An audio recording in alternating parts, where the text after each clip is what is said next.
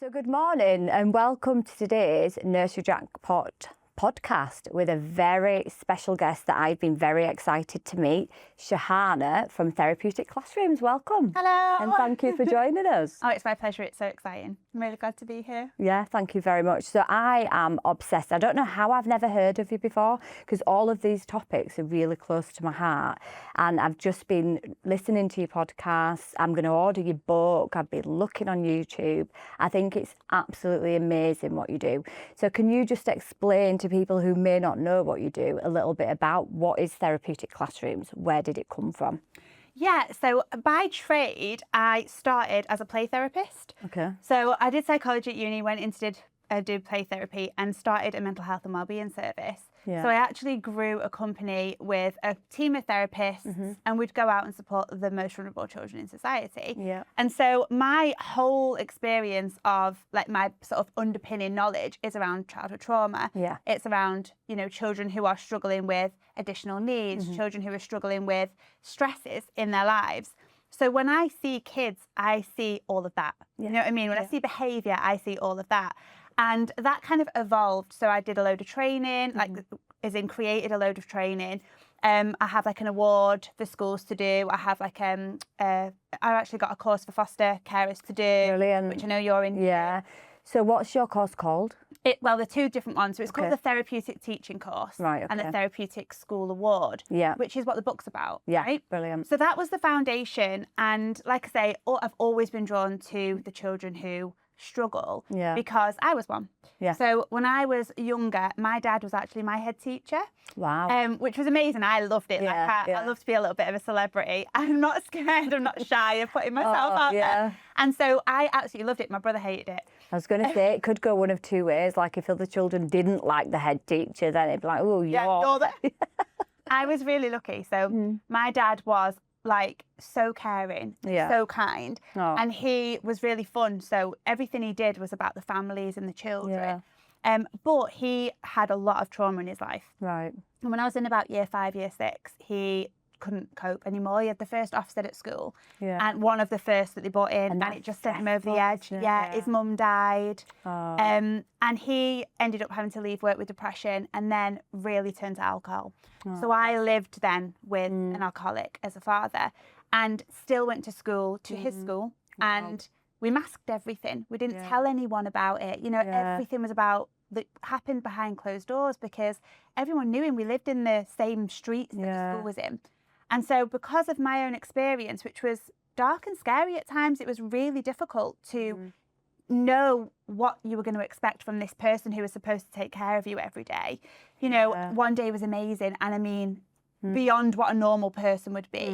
And the other day, he would be so scary and look at you with a different face. And you could see that there was almost, it wasn't hate, but it felt like there was hate because he was just in turmoil with his own stuff. His internal feelings, and that's such a massive contrast from being a head of a school, really looked up to, really kind, and then going from that to really struggling with his own emotions and pressure, which happens to a lot of people, and unfortunately turning to alcohol, and then you, like you say, having to process that yourself and not really understanding that as a child, because how can you understand like an adult's problem as a child? You don't. You're just going to see the scary stuff, aren't you? And like you say, that face, that angry face. And how did that make you feel?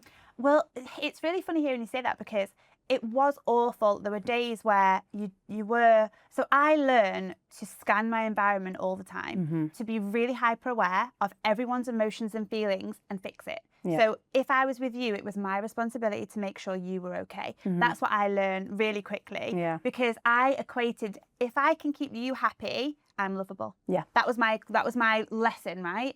But you also don't realise it's not normal. It's a trauma response. Yeah. Hypervigilant. And you're being raised in that environment. So I had a great early few years, but then it just becomes your normal. So it was really normal that we had locks on our bedrooms as teenagers and just went up and locked ourselves. A full-on door lock in our bedroom. What was the reason for that? We asked for them, I think. I can't even remember. But Dad was often drunk. So it felt safer to go in your bedroom and literally physically lock the door. There was keys to the doors, which is bizarre, but that was our normal. So that was my environment growing up. And it was such a weird thing because we had this amazing experience where they managed to give us those first 5 really important years of love and, you know, our brain development and all of that was, the foundations were really there. But then as we got older, we just had this polar opposite life that we never told anyone about, that was really difficult and went all the way through into our, you know, early adulthood. So with that as my foundation, I naturally then was drawn to children without realising it, who were going through trauma. And that then made me want to do psychology. It made me then want to be a therapist. And then I started writing courses for schools because I was like, we're not, the therapy is great and it's helping the kids, but you're not seeing what I'm seeing. And you're teaching this child thinking that they're naughty. And they're not. This child's struggling. I hate that word. And they used to use that word all the time. We don't use it now, thank God. And I think, like you, I'm the same. So my background is working with young people. So I was a learning mentor in a primary school. I worked in alternative provisions. I also currently work with looked after children, fostering, residential and kinship carers. So for me, being trauma informed and understanding that there's always a reason behind behaviour is something that I've just always naturally done. But I don't know if, like yourself, it comes back from my own childhood. My mum was raised in kinship care. I could see as I grew up why she had low self-esteem, the attachment things. It was all triggers. All the little. I understood why she made the decisions that she made, and she's amazing, my mum, by the way, because she went through all that, and she got a master's at 52 with 6 children in occupational therapy. She's my role model. But I could see the reasons behind the behaviour, and then throughout my work with young people, I've always implemented that and thought, well, where's this coming from? And just had I'm going to say a buzzword now, a trauma-informed approach. That is a buzzword across education at the minute. Why do you think that that's essential in education? Oh, it's massive. So, I mean, if we don't start looking at the reasons why children behave the way they do, then we're going to fail our children. And that's what we're seeing, right? So there are so many children. I mean, when I was at school, you would never have known because I was the good girl. I always listened. I had loads of friends. I did really well. Even though every time we had a test, Dad would do something to sabotage, I would still, because we had a lot of emotional abuse, and you can't see emotional abuse, right? But it's a mental game. And there's so many kids coming into school and you can't tell that something's going on for that child at home. It just is. And so we develop all of these coping mechanisms. We develop these belief systems about the world and about ourselves, like me saying, I have to be the person who makes you happy, otherwise I'm not lovable. You know, and so when we look at a classroom or a nursery environment, anywhere where there's children, when you look at them, they're not all 30 children ready to learn from wonderful backgrounds that are all secure. They're all got that learning brain on. They're ready. That is not the reality. No, absolutely not. In 2025 as well. Exactly. Let's look when literally with technology now as well, there's this added layer. So when I first started my career, I was really primarily working in schools and really highlighting trauma. So I was saying there's so much trauma in the classrooms. You know, if you sit down with me now and tell me about your kids, you're going to find kids who parents have divorced. And maybe that's a bit tricky, or it has been tricky for a long time. Or even it's not tricky now, but it was really tricky then. And some of the things that have happened in their past are still informing their belief system and their behaviours now. Absolutely. Right? You might find kids who are dealing with domestic violence or abuse. Children like me who are growing up with a person who's addicted to alcohol or drugs. There are all these things that are common. They're not uncommon. No. They're common across the UK. Unfortunately, they are common, aren't they? Massive. But we've also then got, so that's trauma. We've also then got this added layer of children now who are unbelievably stressed as people, right? And when your brain and your body are stressed, it triggers some of the same responses as if you've been through trauma, because when you're in a really difficult situation, you're high in stress levels, right? So these kids are then coming into the classroom that would have maybe before have been able to handle the classroom environment, you know. Now, those children are coming in, they've been up all night gaming, they've had no sleep, they are fighting in the gaming or killing or trying to win, which makes their body think that they're under threat, as if they were in trauma. They're not, it's not even real, but they're fighting zombies until, 2 o'clock in the morning. Or they're scrolling on their phone and all of that that's stressful to do, having all of this stuff bombarding you all the time. So actually now when you look at a classroom, you're not just dealing with the children who are really vulnerable, you're dealing with all of the children. Because now those children who were maybe okay before, and I say okay lightly, they're now coming in and they're at the same level in terms of their stress levels and their hypervigilance and their anxiety and depression and all of the other things. So when we now look at classrooms, we go, why is trauma-informed important? Because every single child is coming into the classroom struggling. And that's the thing, you think, what is trauma? Trauma can be many different things for many different people, but it can also manifest in many different ways. I'm really glad that you brought that up, because I think it's so important, because the young people that are like throwing the chairs, telling everyone to F off and really screaming and really being angry, they're the ones that seem to get, all right, they need a bit of a nurturing environment. But what about the young people like yourself that are just people pleasing, like want to get everything right, don't want to make anybody angry? They're also the young people that we need to be looking at. That's why looking at the whole school environment is so important. And even in like nurseries, preschools, it starts from there, because we are teaching these young people that they are safe. Well, we want them to feel safe wherever they are. Unfortunately, some people's homes are not safe, are they? So when they come into the classroom, it's a massive part of their lives, isn't it? So I always think about the Bronfenbrenner's ecological systems theory. I love it. I was going to say, I knew you'd love it as well, because that's part of it, like schools, communities, all of it. Nurseries, it's all a massive part of that child's life and keeping that child safe. And that's why I love this concept of therapeutic classrooms. So tell us a little bit more about it. Like, what does a therapeutic classroom look like? Because like I said, I've worked in many schools. Some may have a little sensory area. But it's almost like sometimes a bit of a tick box exercise, you know, like, oh, we've got like a few cushions in the corner there, but the rest of the classroom, I loved the episode where you said, you know, it's just busy. They've got like washing lines with work on, double backing. I remember double backing myself. And I actually, I do remember double backing in different colours. I actually used to love doing displays. I used to love doing displays. I was a TA for a while. So me and Vicky, she'll know who if she watches this, she'll know we made some amazing displays, like lighthouses with lights. Like, I was really proud of it. Yeah. But we were working in an alternative provision at that time. Right. We were very aware of making the classroom a therapeutic space, but probably not as aware of we should have been when I've listened to some of your podcasts. So do you want to tell us a little bit more about what makes a therapeutic classroom? Yeah, because I think you've just hit the nail on the head, right? You don't know what you don't know. Yeah. And we are at the moment in a society where we've been told a display should go in a classroom. Yeah. We've been told you've got to have plastic chairs. We've been told these are the tables and what tables look like. We have this cultural vision in our head of what a classroom should be. But all of that has just evolved. Yeah. It's not that is what a classroom should be. It's just that we've come to believe that that's needed, right? Yeah. And actually, that's really not true. From the work that I've done, even talking to Ofsted, which I'll tell you about, they haven't said, oh, yes, you need to have displays. They've gone, yeah, this is amazing. You don't need displays. And people have gone, oh, hang on, 1 second, what? But that's what we've always done. Because I've been told as a teacher that I have to have my displays and all the work so Ofsted and visitors can see it. But that's not actually a thing. Wow, that's interesting. So, therapeutic classrooms. So if you look at what you've just said in terms of trauma, right, we're thinking about all those children coming in, and then we think about the school environment and school. Yeah. So this is a big thing that I've been talking about at the moment, like, what is school?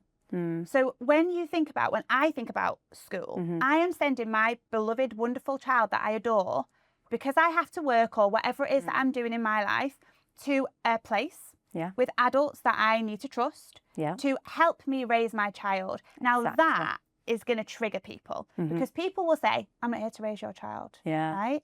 But if my kid is coming to you from 5 years old, 4 years old, or for you guys even younger, nursery, and they don't leave until they're, I mean, how old are you when you leave high school? Is it 16? 16, okay, that's my child's childhood, right? And I'm not with them 6 hours of that day, every day. That's a big chunk of the day, isn't it? If you think about it, you leave them in the morning. Often parents are rushing to get to work and club. And then you'll leave them all day. By the time they come home, you're tired. Yeah. They're tired. There's not, you know, unless you're really consciously making an effort to have that connection and that time at home, you are leaving it in their hands. But when we talk about trauma informed, and you're talking about the teacher saying, well, that's not my job, this is a big thing for me that I want to get out there, that when you are being trauma informed, you're talking about everybody, you're talking about the teachers, the head teacher, your dad. You know, like, people needed to be trauma informed with him. What colleagues thought about him when Ofsted were coming? Did anybody check in on his mental well-being? Change the head teacher. That, it just makes me feel really sad, that, because actually... And he was desperate to go back. He loved his job. So he just needed that. He needed someone to be trauma informed. Then he might not have taken the path that he did. He wouldn't. Yeah, and that's really sad. But that's what I mean. So when you think about being trauma informed, you've got to think about the teachers. They are human beings. I've got lots of friends that are teachers, and it's a really stressful role. So how can we say, oh, you know, we're giving you all these children, you've got to be trauma informed. They've all got different needs. They're all, you know, they've all got lots of things going on, but you might have, you know, your husband might have left you yesterday, but you've got to still be trauma informed. It's got to be a whole school approach, hasn't it? It has. And also, you think about the same, when we get to talking about environments, the environment that my child goes to is important, but the environment you go to work into is also so important. Can I just say at this point that we went to the most amazing offices last week in Edinburgh, Nursery. They're a I don't know if you've heard of Nursery. So it's like basically an amazing guy called Stephen who's built a website where you can look for nurseries. So, you know, I don't know if you remember looking for nurseries for your children. You can literally go on like and search, but it's like, it's a bit like when you're looking for houses. We won't mention any names. Cool. And you can look at different houses. You can basically go on there and see like a 360 walk through the nursery, how many places they have, their Ofsted, everything. But my point of telling you that is, well, that is great if you have any friends that are looking for anyone needs a nursery. But their offices were amazing. Absolutely so quirky. They'd thought of everything, like down to the point of the jugs that you were pouring your water from. Yeah. They were called glug jugs. Have you ever heard of them? No. I loved them. I'm buying one. It was like a fish. It was like a fish, but as you poured the water, it was like made a noise, like glug, glug, glug. I know that's such a small thing, but I loved it. Little things like that made me happy. To be there, and I wanted to be there, and I wasn't thinking, oh, I'm sat here doing an interview and I'm really bored. I was like, oh my God, the door handle was like a silver hand, like a handshake.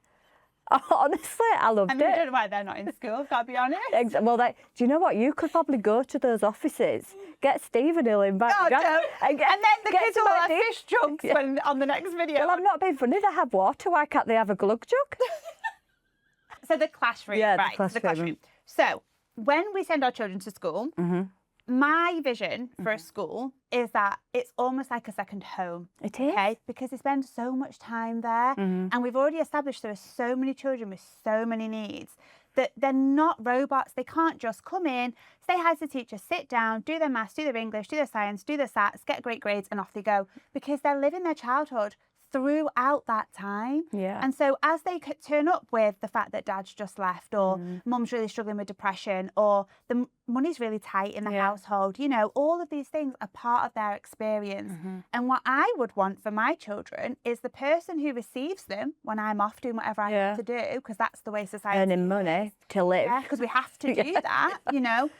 That person gets my child, that person understands, and so does every other parent out there. If you've got a child who's got ADHD and you're sending your child to school knowing that they're probably going to struggle that day, the school have to also be aware and go, right, okay, our school has all of these different things that we do to support these children, not because this is a special need, because this is a child, right? Because all children are going to come in with a multitude of needs. It's not a surprise that some children are going to be dealing with trauma, some children are going to be dealing with ADHD, some children have got sensory processing. That's children. It's almost like the norm now, isn't it, that you do have in classrooms lots of children, and even if they haven't got a diagnosis of like ADHD, autism, if you've got trauma, your behaviour traits are very similar to those things.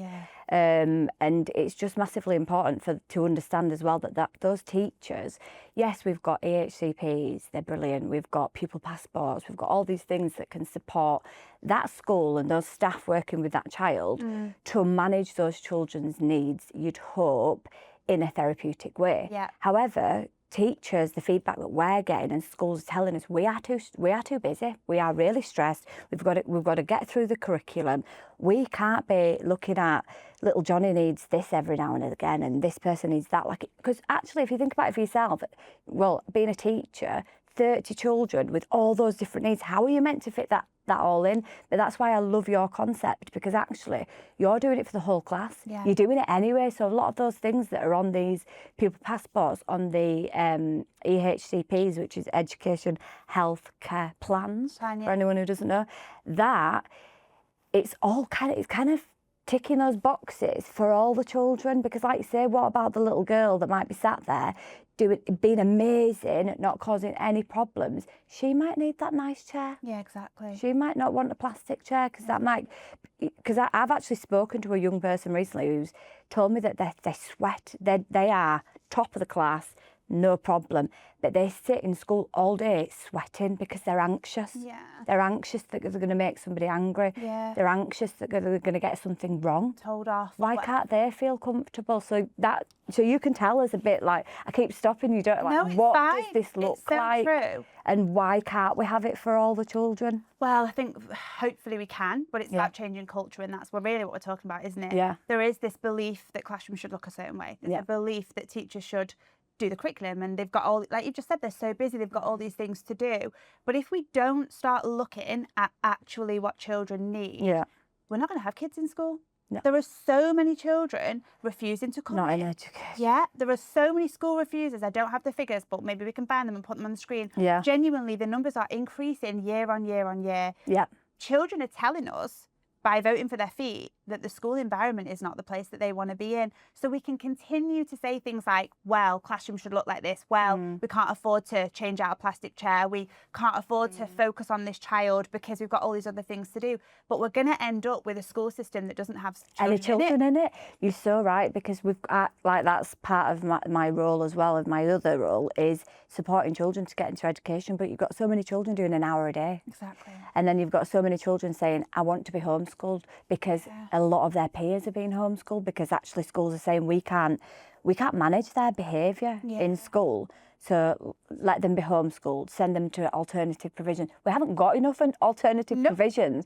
So why aren't all schools taking the same approach as alternative provisions? Yeah, that's kind of your concept, isn't it? Yeah. Bringing that nurturing. My concept is that the classroom should feel safe, emotionally safe, warm, inviting, calm, and it should take all of the things we've talked about into consideration. Yeah. So when your child, or any child, all those children come into the room feels like somewhere they firstly want to be. It's comfortable as a basic human right. The amount of children who are just uncomfortable every day for 6 hours is ridiculous. You know, I've spoken to hundreds of children. We've got kids who've got ADHD or autism who say the plastic on the chair hurts my legs, the hole hurts my back, it's hard and I can't get comfy. So they're swinging, they're putting their jumper on their chairs, they're moving the chair back just to get a little bit of a sensory feedback, a little bit of movement, and then they're being told, don't swing on your chair.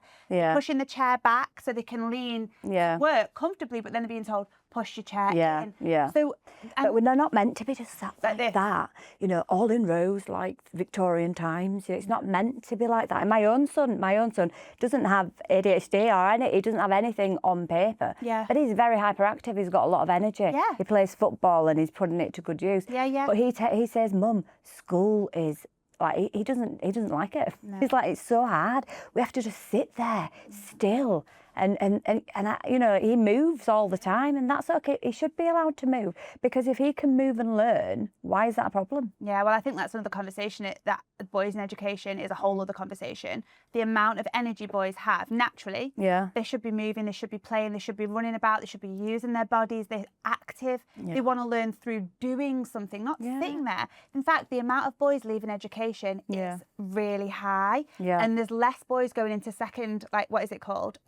Further education. There's less boys going into further education because it's not inspiring to them, because it's not in line with who they are naturally as a human being. So that's a whole other piece. But definitely the actual classroom space, if you think about like all those different needs, they're not being catered for. No. So, you know, even just away from the plastic chair, because I know that, you know, I am part of my work very heavily out there in the world is saying plastic chairs are not suitable and they're not fit for purpose. We need to bring something else in. But haven't you? So I was listening to you, like I say, in the car on the way here, a little bit obsessed now. But I saw that you now make your own chairs. So you've got a company. So that's fantastic, because you had a little bit of a problem, didn't you, initially with finding things that are fit for purpose, because like you said, plastic chairs are robust. However, you were having a few teething problems, so now you make your own chairs. So tell us about that. Well, it's like a whole story, right? Because the classroom environments, when we first started, I was like, this is what needs to happen. And I approached the head teacher and I said to the head teacher, can I change your classroom environments? It was after COVID, and he was like, yeah, the children really need something. Let's do it. Let's give it a go. So he gave me a small budget. And I took everything out, plastic chairs, tables, all the display boards off the wall, everything. Wow, just a bare room. Bare room, wow. Right? He was amazing. He changed the flooring to like a laminate wooden flooring you might find in your house. Because he understood the concept. And I basically then was given this budget and we had to source stuff to put in the room. At that point, I was very naive. I was a childhood trauma specialist. I'd had a background in obviously psychology and therapy, and I'd sat on a care panel. So I had all this knowledge. But I wasn't a furniture designer and I wasn't an interior designer. Why would you be? How can you fit all that in? I mean, you've done a lot in your little life, you know, you can't do all that. But I was also really, really like naive, and I was just like, we've got to do something. Why has no one ever done this? So obviously I started searching for furniture that I felt should be in a school. So my vision was different flexible seating. We should have some low floor seating, because some kids want to sit on the floor, they want their shoes off, they want to do their work with a blanket on, lay on the stomach. Why can they not do that, you know? So low floor seating. I wanted high seating, because when you sit at like a high bar table, there's something in your posture and something in just the way that you are that releases something in a lot of children that makes them suddenly want to learn, right? Wow. And actually, just as an aside, we found that the most vulnerable children, so children who have been out of education for years, who really struggle with getting dysregulated and quite frustrated and angry in classrooms, they actually choose the high bar tables in our classrooms. So why do you think that is? Is that because they've got to kind of think about their body? There's maybe an elevation aspect higher up. You know, maybe there's a bit of a control thing in terms of you feel a little bit more. And I don't know, this is not scientifically proven, but I do think if maybe you're a little bit more vulnerable, there's something about feeling positioned maybe a bit higher. That you know what I mean? makes sense, actually, because if you think about a classroom environment, you've got the teacher stood at the front. Children and are like that, like Miss Trunchbull. I'm big, you're small. I'm right, you're wrong. That's, I suppose, giving them that. A little bit of, And also that's part of the classroom is about, and also the wider work on being trauma informed, it's about that. So when you think about children who are really struggling, very often the adults in their lives have failed them, made them feel not good enough, hurt them or harmed them. They're not trustworthy of the adults around them. So a lot of the punitive things we do in school, like I'll give you a sticker if you do this, or they come round and mark your work, but you've not asked them for help. They've just come and gone, oh, have a think about that. But it's standing there looming over you, aren't they? I suppose if you're up there, they're coming at your level. Exactly. You're on the same level. And you find that children who feel like they are respected will really respond to learning. And I think something about being higher up and the teacher standing next to you at the same level, it evens the playing field for a lot of these children in a physicality sort of way, right? So, and again, I mean, we could maybe look at research, but I genuinely believe that's part of the reason. So high tables. It's making a difference, because like you've had a lot of head teachers come back to you and say, you know, we've got children that are sat learning for the whole day that haven't done it for ages, and I think that's fantastic, so well done. So with all those things in mind, thinking about floor seating, high seating, we put sofas in every classroom. We take displays down so there are none. We like make the room somewhere that children can move in, so they can choose, can I sit on the floor, can I sit high up this lesson, you know? And so we're changing the culture of what a classroom should be and the teacher's expectation of what a classroom should be. But if you circle back to what you said, teachers actually feel better teaching in that room. They want to be in their classroom, and children are calmer, they're happier. We've had so much feedback about the impact of these rooms. Genuinely, like schools, children who've been school refusers come in every day now. One special school said, you know, I've had kids who've been out of education for years doing like one day, an hour, like you said. They're now in and they've done the whole half term. Parents are saying they don't want to leave the school. That's amazing. It's unbelievable. That is fantastic. So how do you measure like the impact? So, and how much does it cost? Like I've got so many questions. I could speak to you all day because this is like something that's really close to my heart, and I think you're amazing what you've done. And I really hope that it's rolled out in all the schools across the country, and preschools and nurseries, because it's needed. Yeah. It is so needed right now more than ever, and we need to put the money into these children because they're our future, aren't they? I was going to sing a song then, but I won't. I believe it.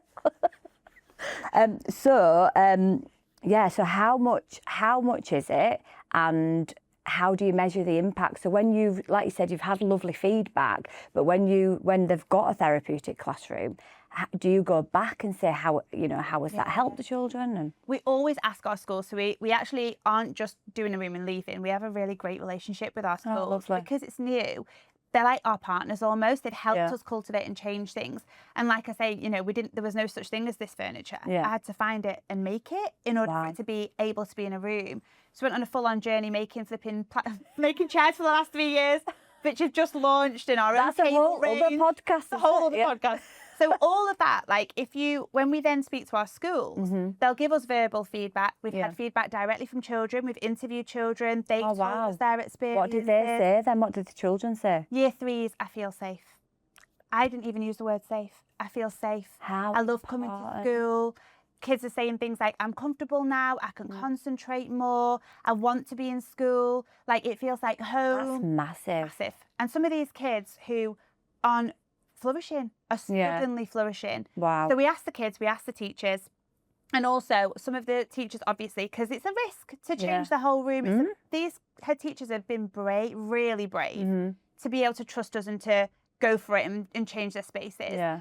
And so they've monitored it themselves. And we had one school, which was actually a prep school, but you will be surprised. The amount of children struggling in prep schools is the same as a normal mainstream primary school, right? And this head teacher emailed me and she was like, we've seen insane outcomes. She said, so they have some therapeutic classrooms and some normal classrooms. Right, okay. And she said, in our therapeutic classrooms, we baseline all of the kids before they start. And the children were baselined, and the ones in the therapeutic classrooms had exceeded their expected outcomes. Wow. Even the ones with additional English as an additional language. Wow. But the ones that are in normal classrooms are where we expected them to be. She said, well, that says it all, doesn't it? I mean, that is fantastic. One of the primary schools that I was learning mentoring, that was like, I think there was like 90 languages spoken. Oh wow. So we had young people that were coming from like war-torn countries, couldn't speak a word of English, and expecting them to go sit on that plastic chair in a classroom. Like, imagine if we had therapeutic classrooms. And that head teacher was amazing, and I'm sure she would have definitely gone for this had it been something that she would have known about. How do schools know about you? Like, how do you reach out to schools to let them know it's something that they can have? And again, like, how much does it cost? Yeah. Funding's a massive thing for schools, isn't it? Funding is huge. At the moment, word of mouth is mainly the way it's going, and recommendation. Schools do it, they see it, and they are just like, this is transformative, which is amazing. It is. And once you see it, you can't unsee it. And once you stand in a therapeutic classroom, you feel it in your heart. I want to come to one. You should visit them. They're all over the country now. We should do a day out together. Yeah. Cost-wise, let's talk about cost, because it is important. Yeah. Schools vary in terms of what they can afford. Some schools have got budget. Yeah. Some schools are getting funding from councils to build SEMH hubs. That's a big thing at the moment, because there is a recognition that it's called the SEN crisis. Yeah. That there are children who are struggling and there isn't enough alternate provisions, like we said. Yeah. So there is funding now being put into schools, developing a little hub in school where it's like specific classrooms for those children. So there's budget there. Yeah. Loads of schools who see it, they'll fundraise. There's head teachers out there that are like, I will have this hook or crook, and they'll reach out to businesses. They'll go in the national lottery funding. There's loads of different types of funding that they plug into. And then there are schools who can't afford to do it. And what I want from this is, at the moment, it feels like a really expensive thing to do in comparison. If you've got all your classrooms already set up and you're not a new build. If you're a new build, you can choose this furniture instead of the old furniture. Yeah, because they need chairs. Because you've got to buy it anyway. Yeah, they need tables. So why not? And they need flooring. Yeah. So why not just start as you mean to go on? I mean, for me personally, I think it's something that the government needs to be involved in, and the government need to fund it. It should just be the norm. Yeah. I really feel that strongly about it. I feel like that's the end picture, right? So at the moment, it's novice and it's new. And the chairs, for example, you know, the chairs at the moment at retail, and we'll say this, but it might change, you know, are £115 per chair. It's not a £30 plastic chair. But is that how much? Because I don't know. No, how much? Chair's like £30. Right, okay. But for an ergonomic, comfortable chair, that £115 is actually really reasonable. Yeah. So for ergonomic chairs that you would be looking at in terms of being, you know, SEN friendly, those sorts of ranges that are out there at the moment are that and more. So, remind me what ergonomic means, because I feel like it's the back your thing posture. It helps you to make sure that you're not getting any pains and things. And also for some SEN children, you've got to have your feet in a specific position. Yeah. It's how you look at when you're positioned and how your eyes like meet the work, things like that. So for specialised furniture, that is where the budget is. But what I want to really make so clear is we're not trying to be the plastic chair. We're not saying, instead of the plastic chair for 30 quid, we've got this. Yeah. It's not comparable. No, it's not. We're not offering ease, cheap, stackable, you know, everyone can have one. We're offering comfort, we're offering safety, we're offering something that's going to help children want to actually learn. And when you look at like the whole room and actually really look at the whole budget, it's not actually that much different. It's probably about £2,000 more for our rooms with everything in: soft furnishings, storage, blankets, pillows and furniture. Blankets and pillows. In every room. Lovely. Calm lighting in every room. Lovely. A normal classroom is about £5,000. Yeah. But that is for just the furniture. It's not for like a fit out would be so much more.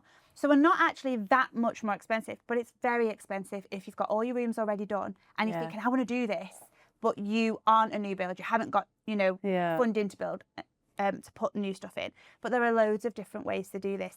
It's a staggered situation, so you can start by going, okay, I can't afford to swap the furniture out, but I can change my lighting. I can add fairy lights, right? Okay, I can add calm lights, and I can turn a big light off. Yeah, straight away. That is so lower cost effective. Yeah, such high impact. Makes a difference. Noise levels will decrease. Yeah, concentration will increase. Just you can have plants and blankets. You can get your backboards off. Change your displays, put positive quotes up and put frames on the wall. Positive quotes. I love a good positive quote. And I think, do you know what it's been? It's been proactive rather than reactive, because why don't we just do it from the beginning? Because, I mean, obviously, like I said, I've worked in schools. I support schools to support children that are struggling to attend school.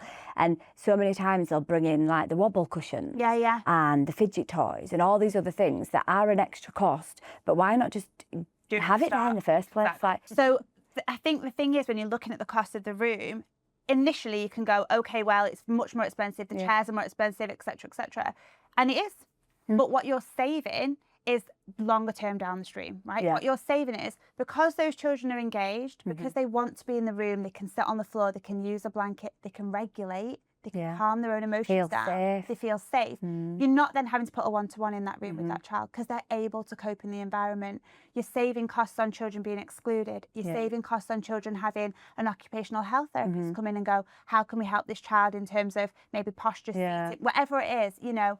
Actually, when you look at it as a holistic thing, saving money. Especially, school. Absolutely. And I think especially when they have to bring other, you know, you've got so many young people now that have got a one-to-one. They need, so it's on their EHCP that they need a one-to-one member of staff. But there's so many more coming in, so that means that school is going to have to pay a whole wage for these extra members of staff, when actually that child may just need to feel a little bit safer in the classroom. And I think it's really important to look at it as like in a holistic way, the environment, because you've got lots of children now, schools, not children, changing like their behaviour policy to relational policy, which I think is fantastic, because it should be relational, and it needs to be like connection, the whole PACE thing, like connection before correction.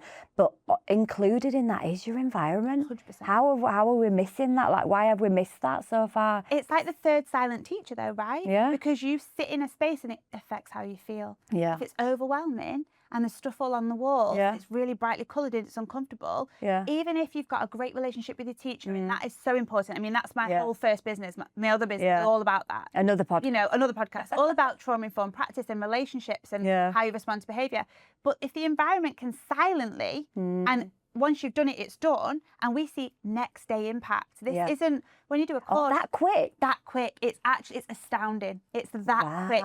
I've never done anything where you change the room and the next day the kids want to be in the classroom all day and they're engaged. There's children who will do a whole maths lesson on the sofa with their shoes off that would never have even picked up the book before.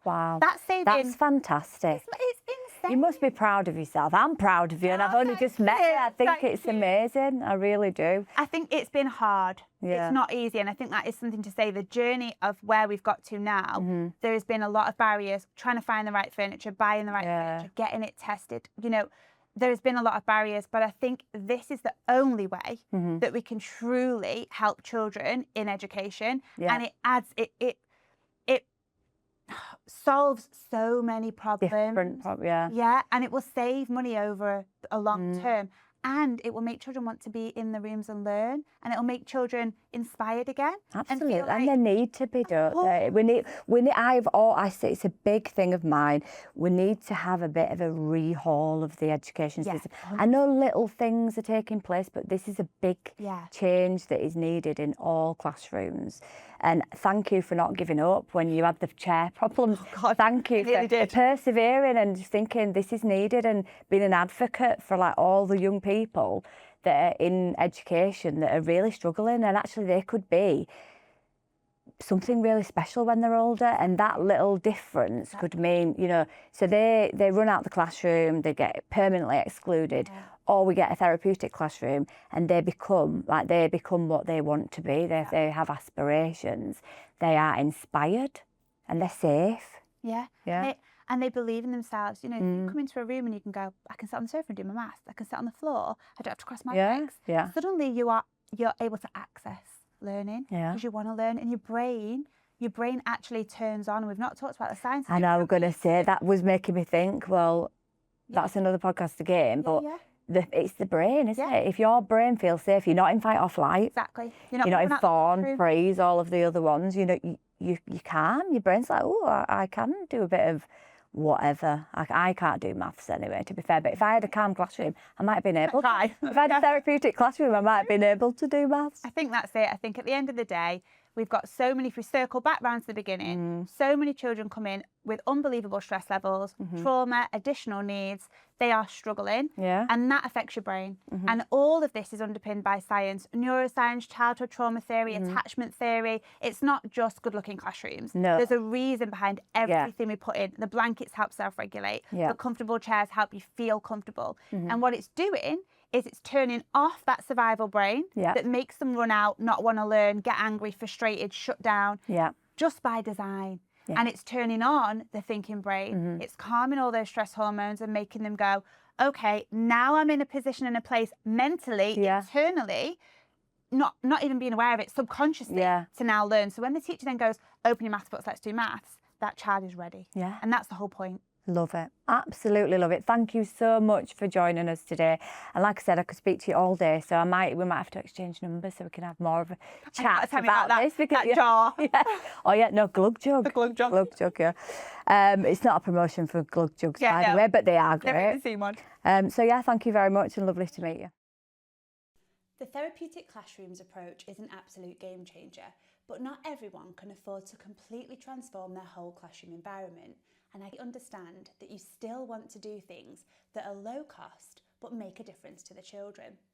I've created this starter pack to include everything you need to make those low cost tweaks straight away. In this pack, you'll find 3 foundational videos that explains our story, what a therapeutic classroom is, and what the elements are, so what's in the rooms. You'll also get 8 bite-sized videos, all about 1 to 2 minutes, that guide you through the core low-cost changes that you can make instantly and share with your team. You'll also get 5 best high street buys as a PDF, a starter pack checklist that you can tick off when you start making changes, classroom mistakes assessment list, which you can go through and just have a little look at maybe some of the things that are in your classroom, which will give you an indicator of what you need to change. There's also some help cards to help you set up certain areas.